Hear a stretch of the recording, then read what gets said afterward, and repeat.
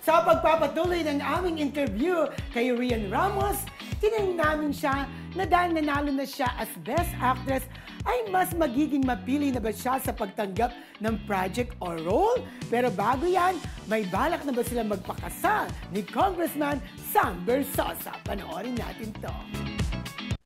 Not anytime in the near future. Siyempre, napag-uusapan din namin paminsan-minsan kasi kaya naman kami tumatagal sa isang relationship, di ba? Kasi we see that sometime in the future. Pero as for making plans, hindi kami pa gumagawa. Hindi mapili ka na ba sa mga role na gagampanin mo?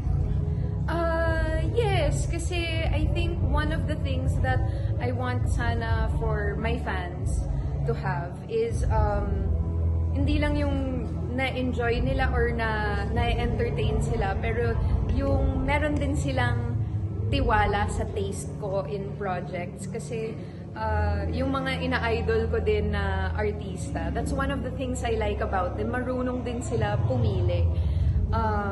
So yeah, I think that's an important skill to have. Lalo na kasi ang feelings, hindi naman din siya only nagagasgas din. So parang you want to reserve it sana for projects that really mean something or projects that inspire. Speaking of iniidolong artista, sino mga senior natin o mga veteran actresses ang gusto mo makasama? Gusto ko makasama? Well, actually nakasama ko na din naman si Gloria Romero, but I just love working with her. She's nakaka-starstruck every single time I see her. I really like also the work of Agamula. I think that he has this very natural way about him also. Sino pa ba? Ate V, Ate Guy. Ate V, of course. And Miss Connie. Miss Connie, gusto ko siyang makasama ulit. Kasi in a scene, number one, in a scene, madadala ka sa kanya. So it makes your job super easy. And then number two, masarap din siyang kasama behind the scenes. Kasi marami ka ding makukuhang kwento na punong-puno ng wisdom and advice. Okay, ayun, na-interview ko nga siya. Exclusive interview yan ating Kamarisol, sa Bacolod. Rodel Fernando. Nangyari yan sa Ayala Mall sa Bacolod City. O, di ba Bacolod, di ba? Pinunta mo talaga siya para ma-interview, no? Correct, Fairness correct. sa'yo.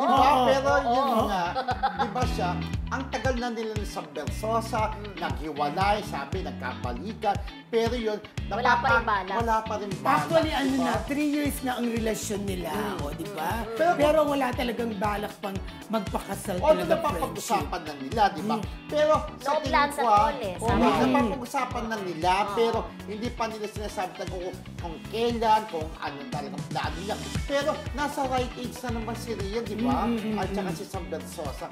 Diyos ko, baka gumayin sa ibang mga Hindi, parang pagjowa parang siguro hindi din natin ma-blame si Rian Ramos kasi before kung Sam Bersosa, di ba? Alam naman natin na medyo hindi maganda yung lagay ng puso. Pumayat siya noon, na-depress siya.